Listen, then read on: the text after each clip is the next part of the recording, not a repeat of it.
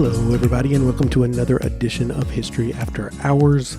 My name is Kevin Pumphrey, and with me, like normal, is Mr. Ron Franklin and Mr. Jeremy Nixon. We are three history teachers at Lakeside High School that try to evaluate and look at the present moment through the lens of history. This episode was recorded on April 21st, 2021, and it's a little different. Today we have a special guest. It is the new principal at Lakeside High School, Mr. Blake Campbell. Mr. Campbell gives us kind of some insight into how he came to want to become a principal, what he sees in our future as both a school and, a community, and both the positives and some of the challenges that we might face in what has already been a crazy and trying year, what the next school year might bring. So, with that said, thank you so much for supporting and listening, and we hope you enjoy the podcast.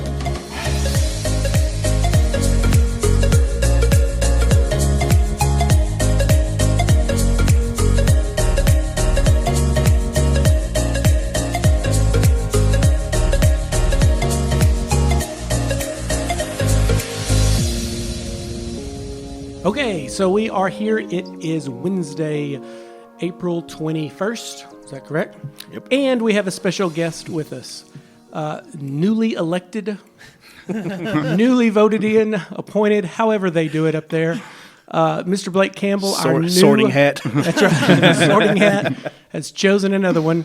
Mr. Blake Campbell is our new high school principal, so welcome. Yeah, thank you very much for having me. Yeah, super excited to be here. So let's start this off real easy. If you could just give whoever's listening in internet land just a potted bio of kind of where you're from, your academic background, and then maybe what propelled you into wanting to be a principal. Sure, yeah. So this is my 10th year at Lakeside. I'm originally from Hot Springs and went to Fountain Lake, and then I went to Henderson.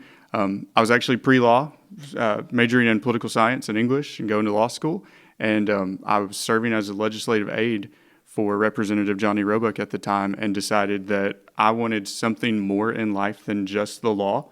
I want to be in politics eventually, but I wanted something more than just to study law. And everyone in my family had been in education. I was going to buck the system and not do that. And then Johnny Roebuck, former educator, she kind of set that fire in me that, this is what my passion really was, and I had been fighting it forever.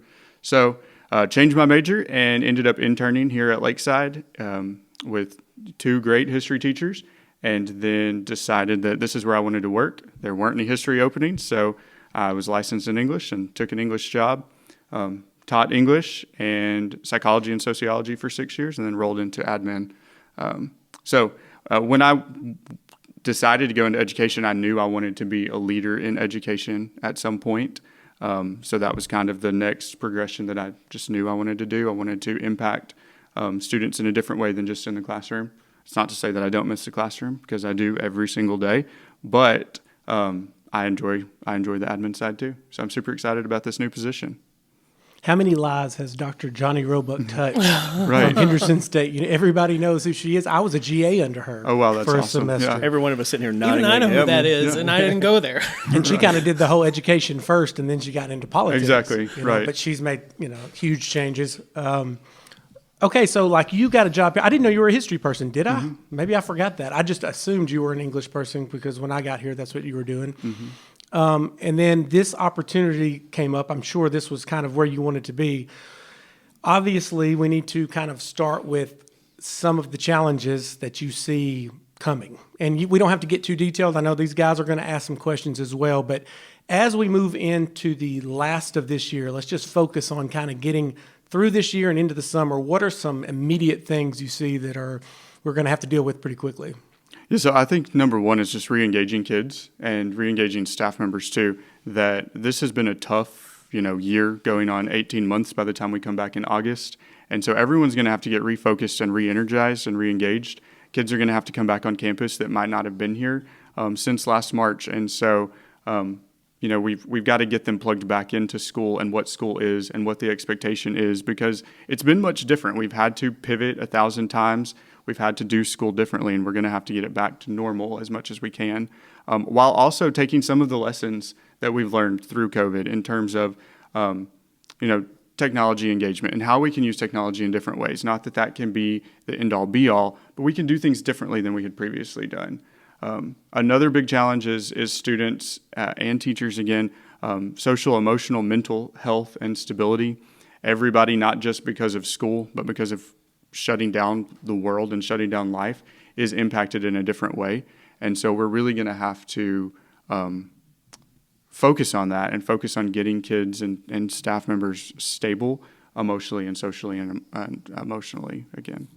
What do you think is one of the biggest successes from this past year? I know sometimes we focus on, it's so stressful, and all of that is true. But what do you see that's positive coming out of this past year's experience? Yeah, so I think that it goes back to tech. I think that our students and our teachers have embraced technology in ways that we haven't done in the past, and we've been able to see that, we can do this a little bit differently. It doesn't have to be a traditional paper and pencil assignment. We can do it in a more engaging or technological way. We know that we need that balance. We need paper, pencil, we need traditional assessments, but then there's also a time and a place for some of those technology applications. Just one example, we're doing a lot of interviewing right now, and we're doing it through Zoom. So we're able to not, waste people's time coming here to interview. We do it through Zoom, and then we call people back for face-to-face interviews at that point. We can do the same thing with parent meetings, student meetings, things like that on the admin side, and our teachers have been able to do that too. Yeah, we did a mock trial by Zoom, so this could also be implemented educationally to teach students etiquette over Zoom and technology. Absolutely. Because that's something we just threw, they're into it now, but it might be something we have to actually put in the curriculum because things will be digital. And I'm sure even the corporate workplaces around the country are going to start shifting.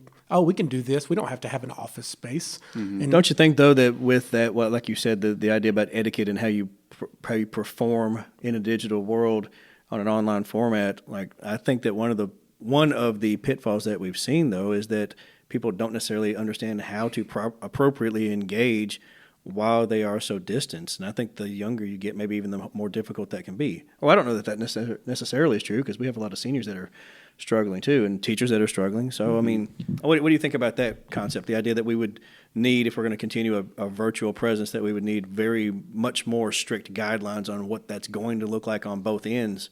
What do you think about that? Yeah, I think you're exactly right. I think that, this year, when we were setting plans up, it was all about safety. It was all about making sure that our students and our faculty were safe. Going forward, when this is just an option for students, it has to be set up as a virtual learning environment and not in crisis mode, but setting forth what you said, guidelines that you're going to Zoom at these times, or you're going to be present in a virtual setting, if that's Zoom or Google Meet or whatever it might be, at these times. But then again, giving that balance that when it comes to an assessment, you may have to be on campus to take that assessment because we need to lay eyes on you, or it's a mock trial and you really need to be a part of that in person. So to me, it's much more of a blend, and we're able to do that through levels of accountability that we haven't put in place at this time. Well, that kind of feeds in a couple of seniors. Lauren Boston, Alex Browning asked questions about, should that be sort of a change in our focus for college and career readiness to look at other avenues than traditional content delivery or curriculum? And I think that plays into it as well. We do have to think about not just how schools are going to be different, but jobs, because we have a lot of students that will enter directly into the workforce. So I don't know, what do you think we could do to help them with that transition? So I think there are several things we need to do. So number one, kind of like Mr. Pumphrey was just talking about, we have to make sure that students know how to perform in a digital environment, no matter what that is. We know more and more people who are working from home, and they're going to continue to work from home. But beyond that, as a district and as a school, we have to find those pathways for students who aren't going to traditional 4-year or 2-year school, but that they are going straight to the workforce, but they need some kind of technical certificate. So if that's a CNA program, or if that's a welding certificate, something like that, we have to explore options for them to get those certificates and get experience with those companies and those organizations, so that when they leave here, they really can go out and get that. That's one of the things that I'm hoping to do in the next couple of years, is to kind of retrofit what we've done with the Lakeside Legacy program, and not just have that as a associate of arts program, but that students who get an associate degree get a degree that they can actually leave here and be done with school, because that's who really needs an associate degree. Someone who's going to be a CNA, someone who's going to be a welder, someone who's going to go work in graphic design, something like that. Still offering our program that we have now that benefits students who are going to four-year colleges, but that provide opportunities for those students to leave here, go directly into the workforce, and make a good salary and a good contribution to the world. What do you envision as identifying students who may be more prone to that type of track as opposed to a college level track? At what point should we be trying to identify those students, and what would those assessments maybe look like? You have any thoughts on that? Absolutely. So when I was going to be the junior high principal, the plan had been to bring back the U-Science assessment, which we did a couple of years ago with all students in 8th through 12th grade. And that gave us great data to see what tracks do our students want and need. That's where we saw we really needed to beef up computer science. That's where we saw we needed to add like biomedicine, because those were fields that our students wanted. That's when we saw we had this group of kids who wanted construction technology and welding, and we developed that partnership with Codo because of that data. So the plan is to work with the new junior high principal to begin those processes in 7th and 8th grade when they start their student success plans, so that we can see what are they interested in at that point. By the time they get to high school, we can make sure we have those programs set up for them so that they can get their required credits for graduation, but then we can also build time in to be in an internship, be in a CNA program, whatever it might be. Seems like one of the challenges to that might be, what is your interest career worthy? Mm-hmm. Right? I mean, as opposed to, here's a hobby, here's something that I want to have as part of my life to enrich my life. Is that something I can actually make a living doing? Is that something then we can encourage them to move forward with? And if they get down the road of, let's say, that path, and they go, yeah, I think I'm going to do this, but then, by the time, how old are you in the 8th grade?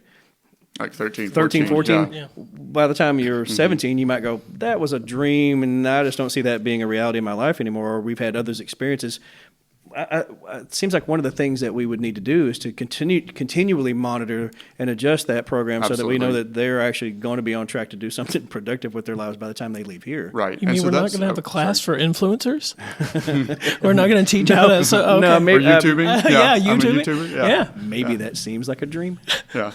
Well, so you're exactly right. So with U-Science, we'll be able to do the baseline, and it's an interest and aptitude test in 7th and 8th grade, but then every year from 7th grade on. I mean, because doesn't there need to be a point where you go, hey, kid, that's dumb. Right. You can't. Right. Exactly. I mean, that's not going to be a thing for you. Right. It's a nice dream, but let's talk about reality. Right. You don't want to crush people's... No, absolutely not, especially not in 7th and 8th grade. But by 9th, 10th, they can see that reality that, oh, you know what, I'm not going to be a professional baseball player. I'm not going to be a YouTuber. Hopefully by then they've realized that that's not, possible.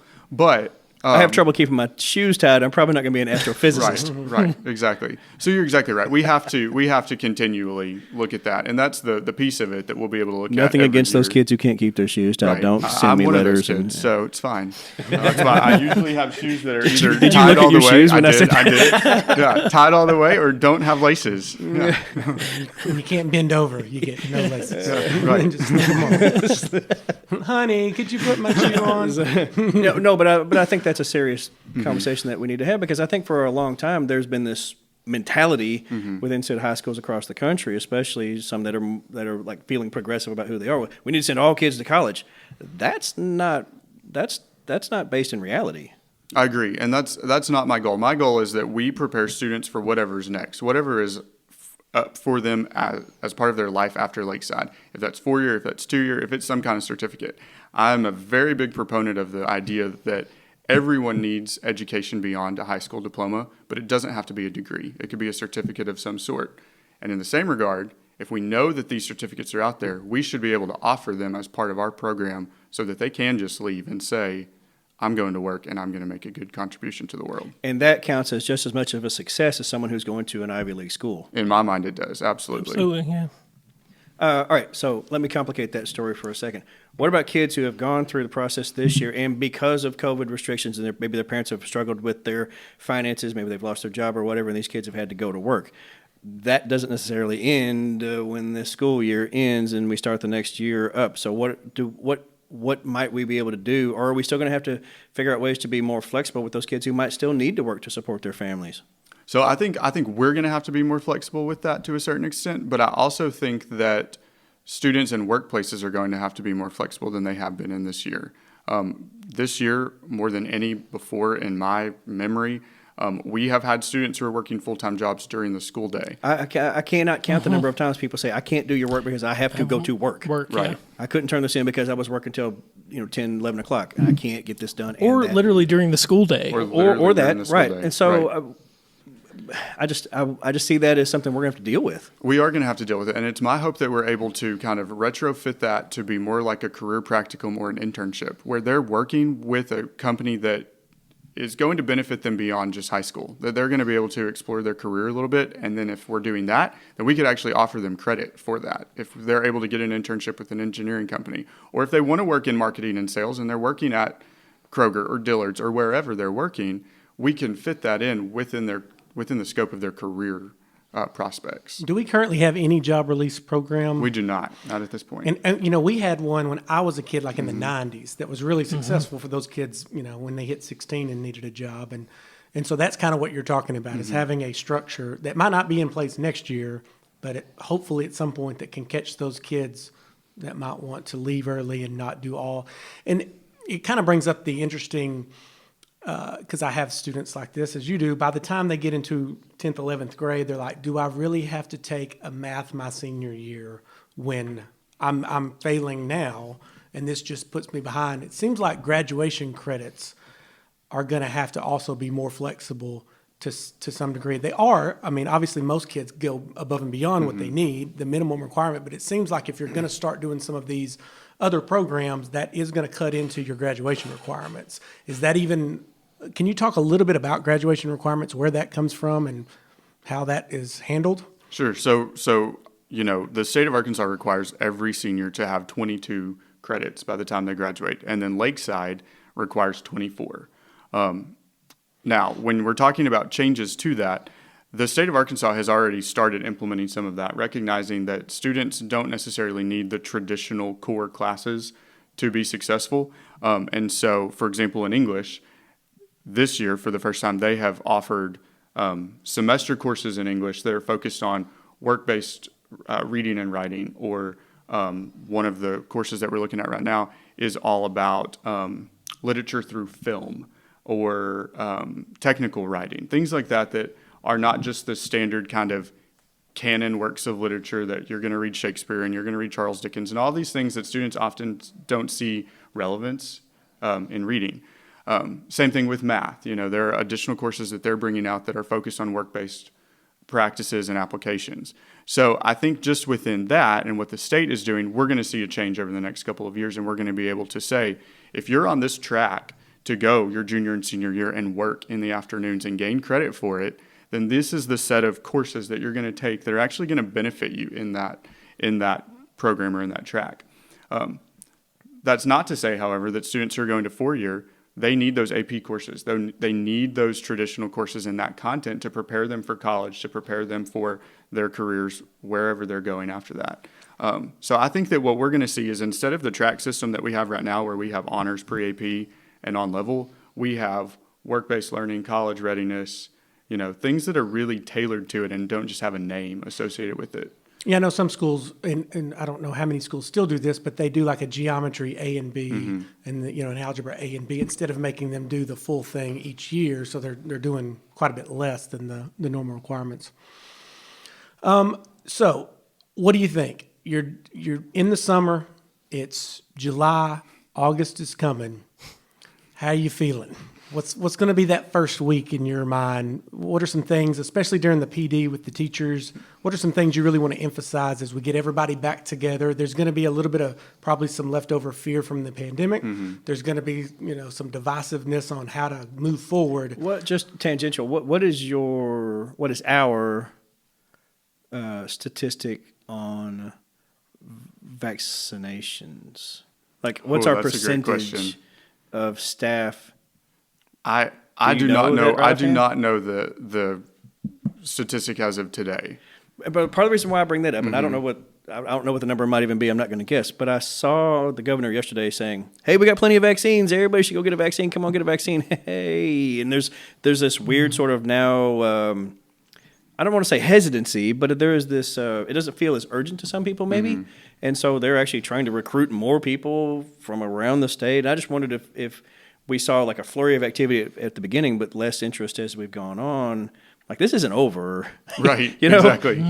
So, Yeah, so I can tell you this, that yesterday I think he said like 40% of the state had received a vaccine. 40% of the eligible members of the population had received a vaccine. Our percentage is higher than that. I don't know what it is, and I don't want to misstate statistic, but I know that it's higher than that. I think by us having those clinics on campus for the staff, that pushed a large number of our staff members to get vaccinated. Mm-hmm. I think because so many of us, self-included, had been quarantined at some point, the idea that if I get a vaccine, I'm not going to have to quarantine for this period of time, that propelled some of our staff members. I was going to get the vaccine no matter what, but then when they said that, it was like, oh yeah, I'm definitely doing that then. But I don't know the statistic. Okay, I was leading somewhere with that question. Okay. Does that percentage make a difference in how we open school next year? Or do we just say, well, we're open no matter what? So I think, and I may be speaking out of turn when I say this, but I think that it's not so much about the percentage of staff, but where vaccines are in terms of students at that point. They've bumped it to 16. They're talking about bumping it to 14. How far are they going to bump it lower? Mm-hmm. On the flip side of that, though, beyond vaccines, beyond masks, beyond COVID, when we talk to families, most parents are saying, we're going to finish this year out in our online or hybrid environment, but come August, we're coming back full force. Would teachers who did not choose to take the vaccine be required to mask on campus? That's a great question that I don't know the answer to. Is there going to be any policies regarding if, let's say, the vaccine is available for students 14 and up in the summer or whatever, is there going to be any policy regarding students having a vaccination or proof thereof before they can come back? That's an interesting point, and slippery slope. I'll tell you, what made me think that when you said that, my little granddaughter, on her recent visits to the doctor, there's on her immunization card, there's a new spot for COVID. Mm-hmm. So I wonder, is that something you foresee in the future? That's a great question. Right. I don't know. I think that eventually this will be treated as the flu vaccine, where we don't mandate it as we do with the MMR and all of those vaccines. Mm-hmm. But I do wonder what the future holds, because it's on my kid's vaccine chart now too. It's there. Yesterday I read though that there was legislation that had passed out of committee saying that in Arkansas you could not require a vaccine passport. The private businesses, in businesses, and so I wonder, is that going to impact schools as well?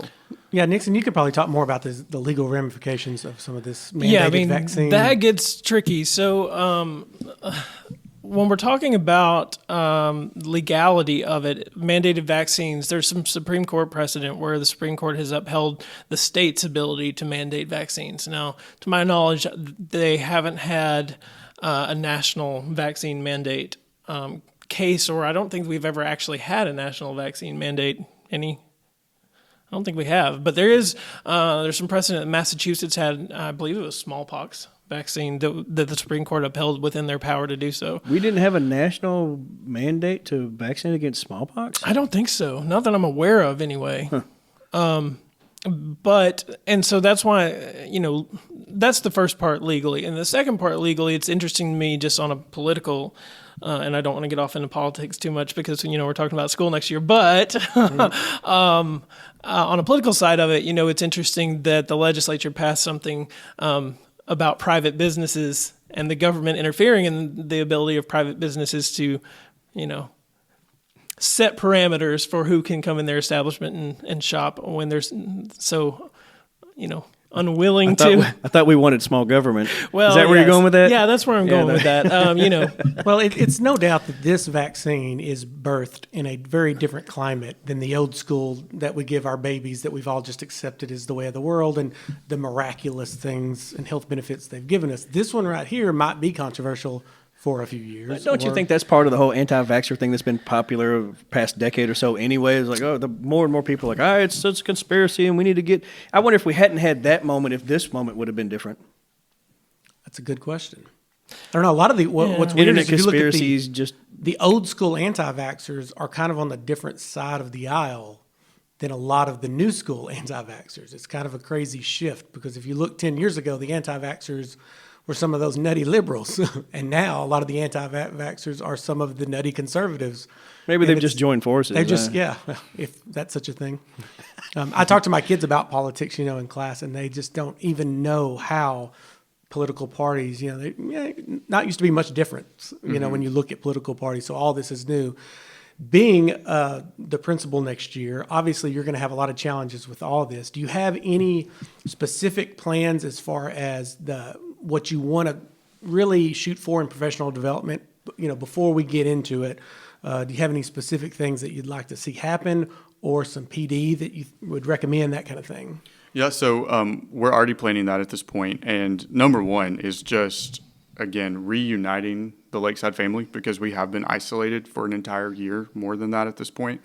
It's funny because we have new staff members this year who don't know staff members on this side of the building because they live in the 600 hall, vice versa. So that's step one. Step two is, like I said a minute ago, like re-engaging and exciting the staff to be here and re-evaluating and establishing that excitement and passion that we have for teaching and education that has been so bogged down this year by logistics. Yeah, that's one thing one of my students asked Ellie Eldrick, how do you get the teachers back to enjoying teaching again, which I thought was an interesting way of phrasing it because it, implies that she's witnessed some, we'll say slump maybe, or not maybe as much pep or enthusiasm for teaching, which is, I get it's been a hard year. It's been hard for me to get motivated. So nearly every day I'm saying, well, in a normal year. I know it's right. Every day.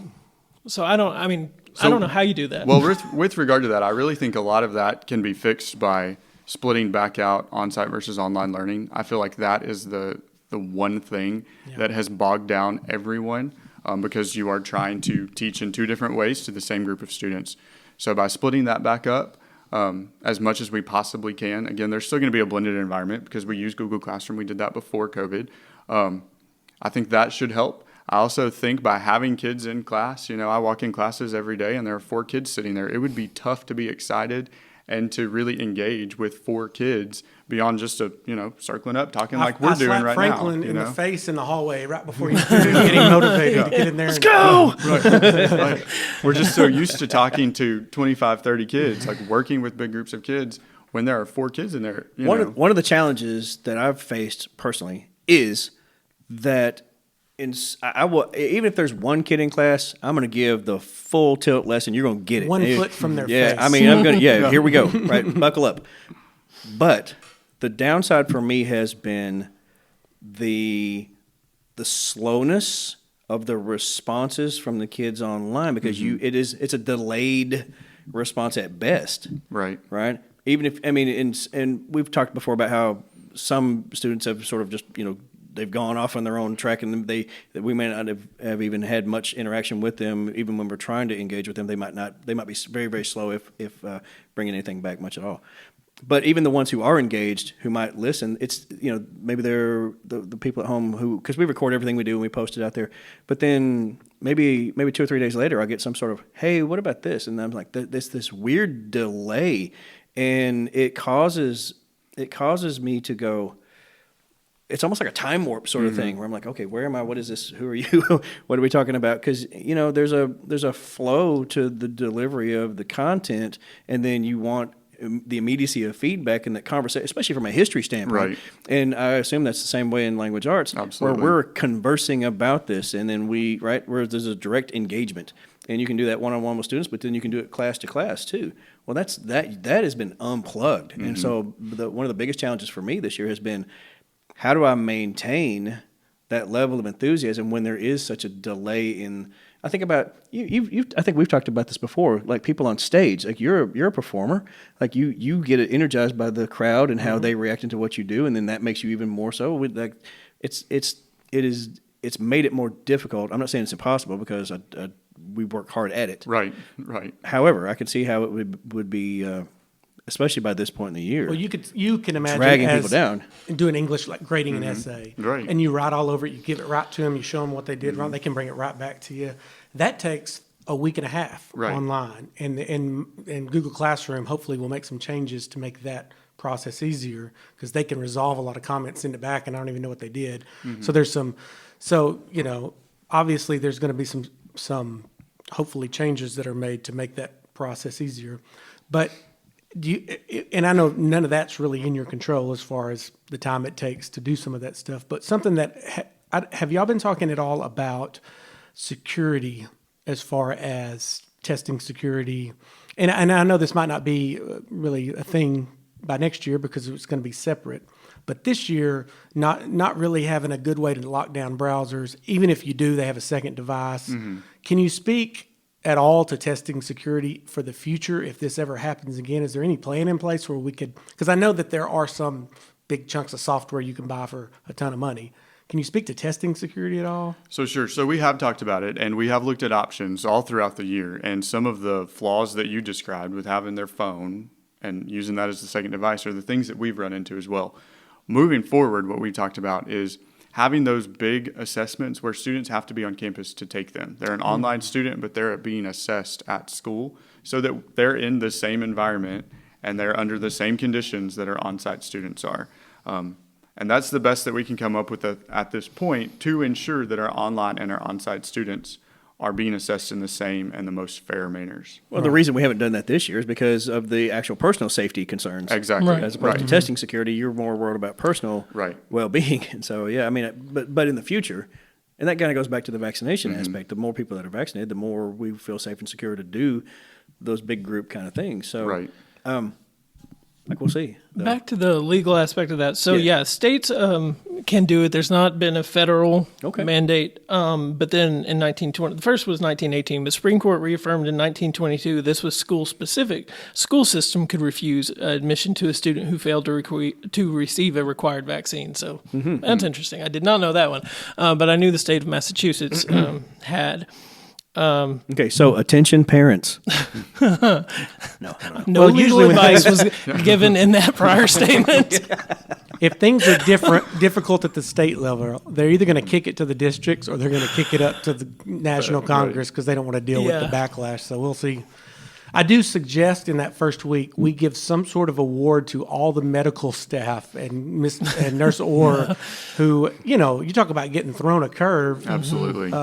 The work that they did, and I know even, when I had COVID, her calling and texting me and tracking me down and trying to figure out mine, and then she's got all these students. I mean, what a crazy, overwhelming job that might be. We got to give them plus some just sort of everyday, average, run of the mill, ailments that somebody comes in there with a runny nose. Are you kidding me with your runny nose? Get back to class. I hope I can say this. I hope she don't mind. But when she had COVID, she was still reaching out to me and telling me how to handle things with COVID in my classroom. So God bless her.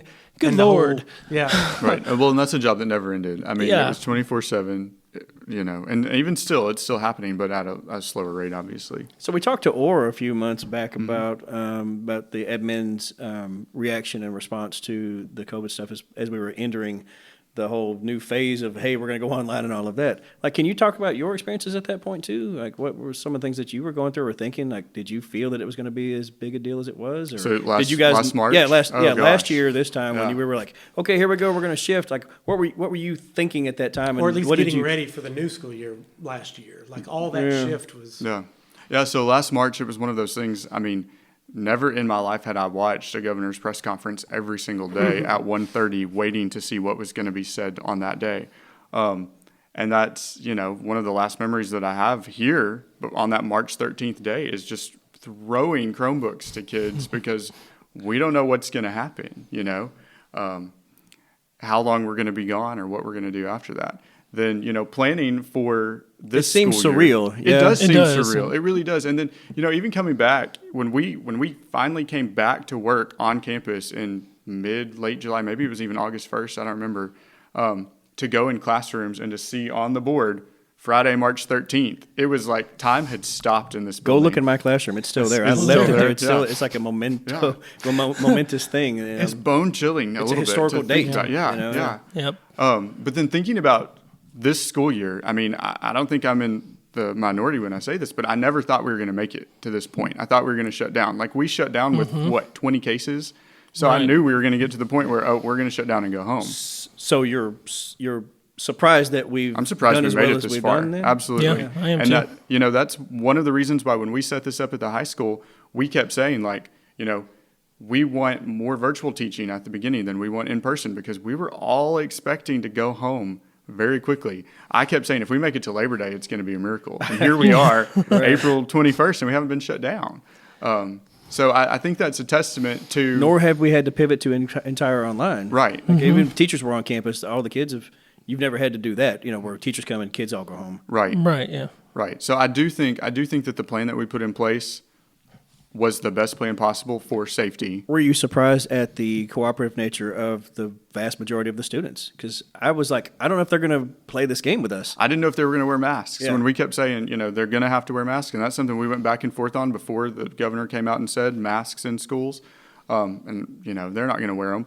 And even thinking about high school kids, sure, we could make that work a little bit better than the elementary kids. You go down there, they've had less issues than we have in terms of mask wearing. I have a 5-year-old who's at preschool.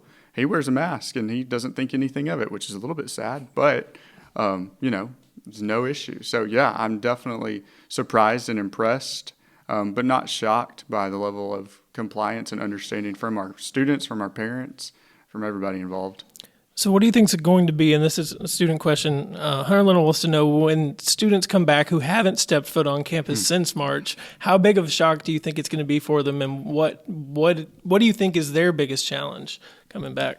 So I think there are several challenges. I don't know that I can pinpoint one. So we've obviously got the academic challenges of just the level of rigor is going to be different than what they have put themselves through. Not that our teachers have backed off completely, but that they haven't engaged. I think the time management in terms of you're going to 7 periods a day. You're not waking up at 10 noon. or noon I was gonna say or noon. 1 or 5 p.m. and doing all your work till 3 a.m. And then there's that social aspect that I know and fear at the same time that many of our students have lacked that direct social interaction component of life because everything that they've done has been digital. Whether it's through their phone or Zoom or social media or whatever, that's how they're communicating with people. They're going to have to learn to re-engage Exactly, on all those yeah. levels, it sounds like. Right. That's what I see. And I kind of had the same thought, but a really weird interaction happened in the last couple of weeks. I had a student, it was during ACT Aspire testing, stopped me in the hallway, Mr. Nixon. And I'm like, okay, hey, what's going on? Had no clue who the student was. Zero. And he's like, hey, what can I do to improve on this? I'm like, I don't know who you are. Like, I had no clue who was, never seen him. And I'm wondering if, because he was so accustomed, like he knew my face, he's seen it on Zoom. I'm wondering if this social interactions are going to be maybe harder for us, for kids who think they know us or feel that they know us and we don't have a clue about them. Yeah. And he's since come back he's in person, and like I know him now by name, and we're talking. Right. We're developing that rapport. But it's April. That's a bit Twilight Zone-ish if you really think about it. It really threw me for a minute. See that name and the work and the writing. And Yeah, all that I had no face. face. Or just even the kids that are here. I only know half of them. Half their face, right? I only know you by yeah. know you by your upper nose and eyes. Right. Yeah. Well, and that's what's crazy. I mean, I have always prided myself on knowing kids in hallways and being able to say, hey, so-and-so. Yeah. And, we all know this. In high school, people's facial structures change. They get taller. They change their hair. When I just see a mask, I don't recognize so many students, and that's sad to me. So I do think at whatever point the masks come off, there's going to be this learning curve for all of us on who are you again? Oh, that's right, Do you anticipate any changes with regards to the attendance policy for the kids that are coming back? They're on campus. Do you think that is going to resume in much as it was 2 years ago, or do you see something being built in for mental health or for pandemic fear, or is there going to be a a way, whether it's 10 absences and, you do this, do you see any changes, or do you think the attendance policy for on-campus kids will be the same? So I think it will be relatively the same. Obviously, if we're able to go back to a traditional learning environment, we want people here, and we don't want them missing 30 days and saying that they're an on-site student. Some things that I think could change, semester test exemptions. We're not doing semester tests this year. The future of those and what that looks like, that's something that we're really going to have to talk about as a building and how we want to proceed with that. And if we don't do that, then how are we going to reconfigure grades so that it's not just a 50-50 split if we're going to do away with them?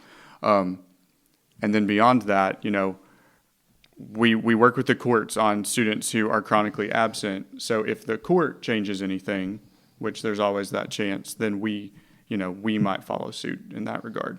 But I do think it's going to be a more traditional attendance As a policy. parent with children who some mornings just like, I'm just going to do virtual today, it seems like that August, September timeframe is going to be instrumental in making sure we set a precedent that you can't just stay home when you want to, that you have to be here. And because you're always going to have a handful of kids that's going to test that in a normal situation. But I bet we've got a lot of really great kids who are thinking, well, when I don't want to come on Wednesdays, and they can count me absent. Absences really don't matter anymore. So I think that's going to be having that policy really driven into parents and kids' heads that you get turned in the whole thing. I think we couple up that problem with sort of this near recent this vibe that somehow the regimentation of school is problematic. Well, it's just it's very industrialized and all of that. If nothing else, this year proves to me that regimentation helps build self-discipline. You are going to come to first period, and you are going to be on time, and you are going to do the things that we're doing in this moment, and you are going to have a time crunch on you. And it's not about trying to confine you as a person. It's about teaching you to, if you can discipline yourself to do that in that regimentation and do that on a daily basis, then I don't have to do that for you. You learn self-control through the fact, why do you think that military discipline is what it is? You're going to get up when we get up, and you're going to eat when we eat, and you're going to run when we run. And I'm not saying that we have to be a military-style academy, but I am saying that I think that is one of the things that this year proves, is that without regimentation, a lot of students drift. And parents don't necessarily know how to handle that either.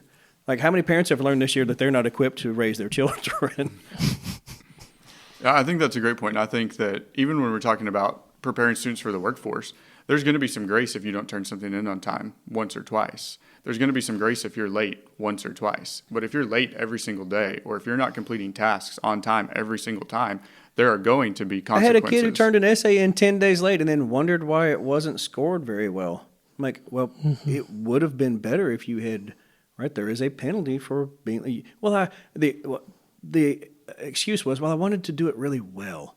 I'm like, well, part of what I'm testing you is how quickly you can do it well in this time crunch. And so, but because of the distancing involved in what we're doing, and again, that slow response time that I'm talking about, the idea that they need to be able to take time. I need to be able to function this. I have to worry about these things first. And you've got to learn to juggle all this stuff in real time. And I think that's going to be one of our challenges next year too. I think the real time is the thing that is going to be critical to everything you just said, is that it's not going to be that we have 150 students that are at 150 different places as we do right now.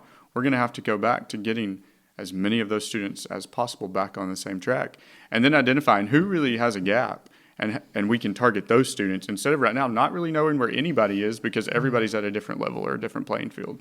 Well, and that goes back to what Pumphrey was saying. We need to set that precedent early, in my opinion. Here's the standard. We have standards. Right.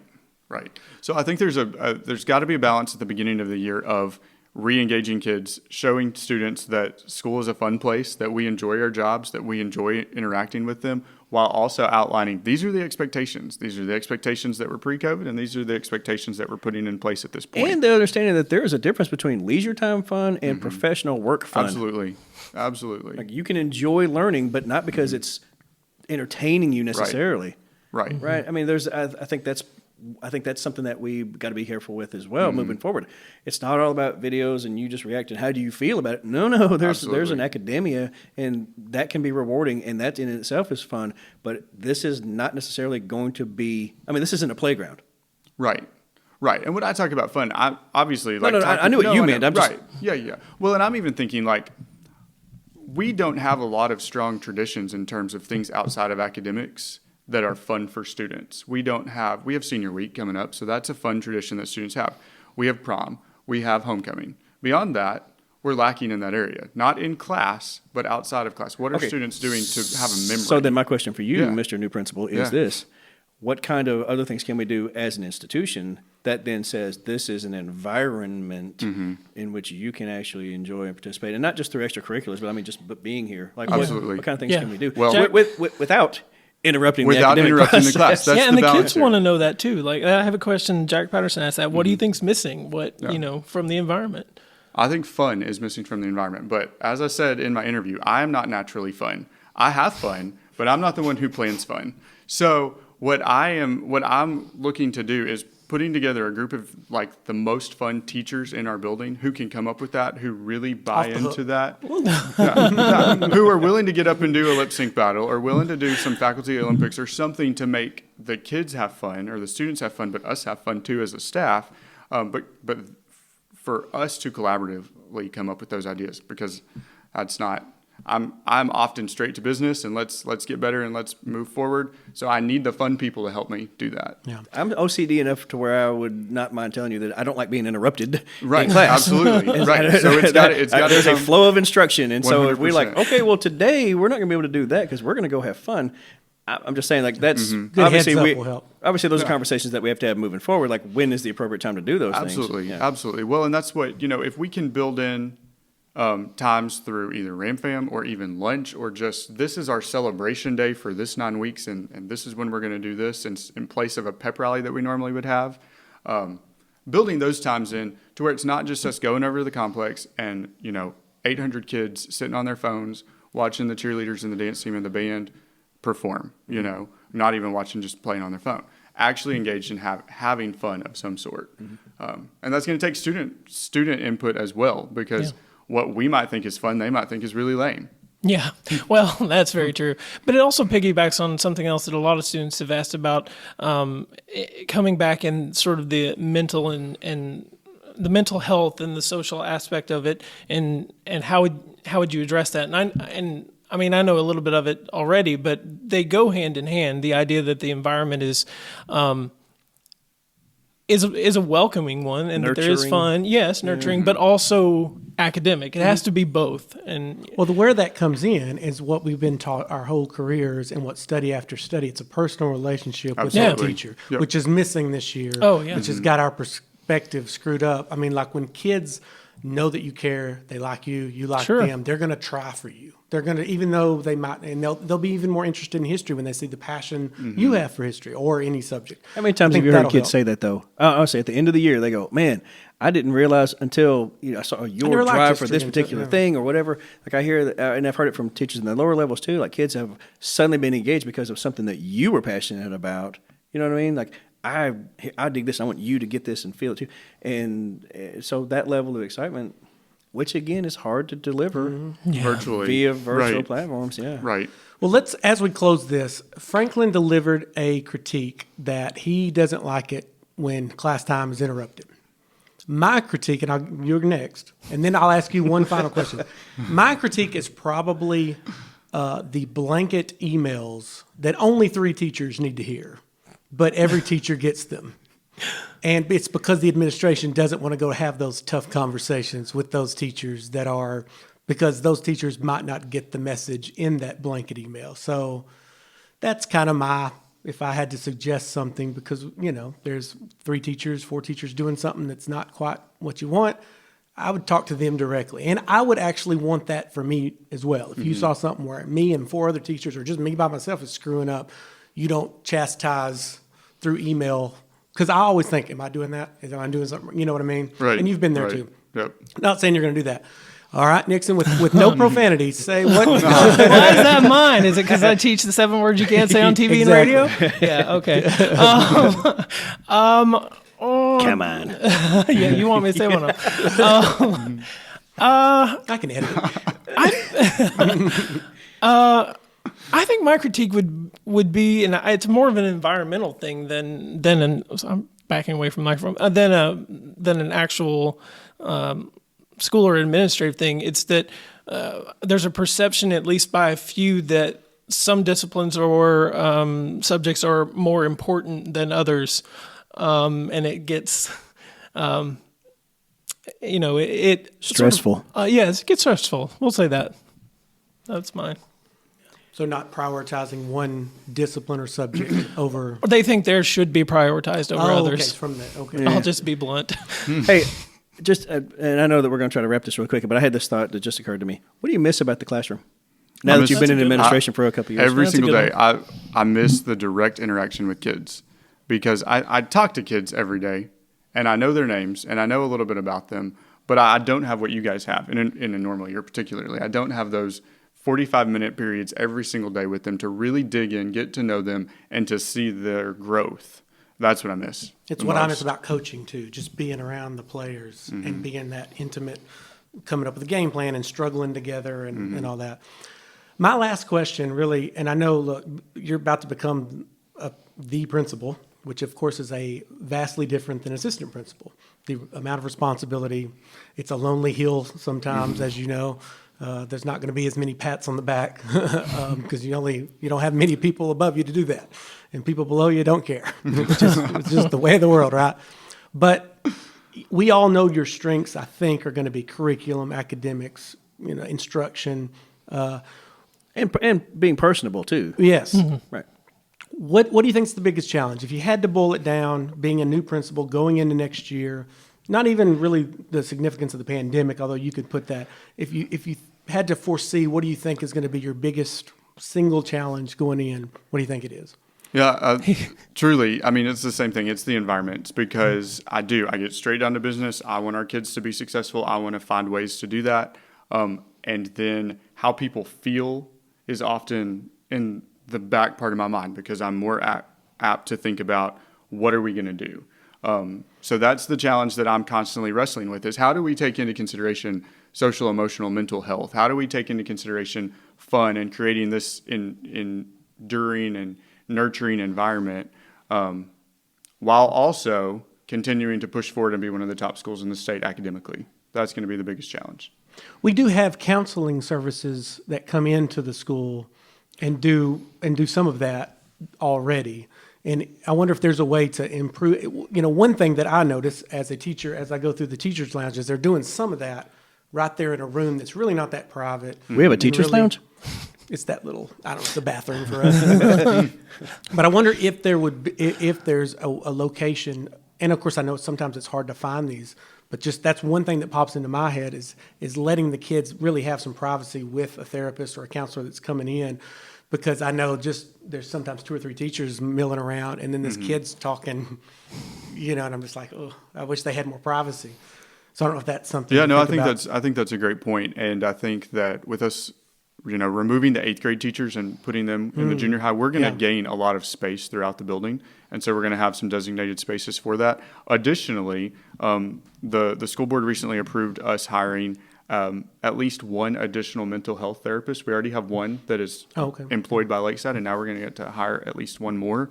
And so that's going to help us give some stability for students who maybe they're seeing an outside therapist, but their therapist has changed, or maybe they're not, but they just need to talk to somebody, once a month instead of in that normal once every week or every 2 weeks schedule.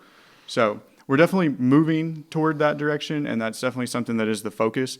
Our 3 school counselors are great, and they in this year have seen more students who are in need socially, emotionally than ever before. Traditionally, they often are kind of relegated to academic counseling needs only, but they've really stepped it up this year. And they have to do all of that. And they have to do all of it. And the testing and the, Well, Okay. I will. Oh, sorry, go ahead. No, I was just going to say, and a lot of the questions from my students have been about that, the emotional and the mental. And, one thing I just want to say so they know that their questions, I don't want them to feel like their questions weren't asked or answered, but it's kind of hard right now, but I just want them to know that there are ideas being tossed around. There are things in the works, and that while we don't have a lot of information now, that we're working on it. And I know that Mr. Campbell's working on it firsthand. So that's just I wanted to put that out there. I know a lot of you guys asked about the social, emotional, and mental, and don't want you to think that we're ignoring those. Well, questions. absolutely. And actually, I mean, even before the end of the year, we want to hear from students. Like, would you be interested in doing some group therapy sessions, just talking it out with a group of like-minded individuals? Do you see this as a need, and is this a passion of yours, and you would want to serve as kind of a student advisory council on social emotional health and emotional stability? So those are things that are going to be put in place even before we leave at the end of the year. Seems like you would need to give a little bit of guidance for those people who are going to step up to try to be leaders in that faction or in that function there, though, because you don't want them to be well-meaning and yet you want it to be effective. You see what I'm saying? Absolutely. Right. So Absolutely. And so all of that's going to be led by our school counselors and then our mental health therapists who have had training in establishing those conversations. okay, we talked about the fears and the challenges for next year. What are you looking forward to most? Yeah, I'm looking forward to staying in this building that I've been in for 10 years because, I was super excited to go to the junior high and lead that building, but this is home. I love this staff. I love what we're doing. So I'm just excited to really get in the driver's seat and help propel us even further. Well, I know we're very excited to have you as the principal. I know we're all looking forward to a new year. So with that being said, thanks so much for coming on the podcast. And that is History After Hours. Goodbye.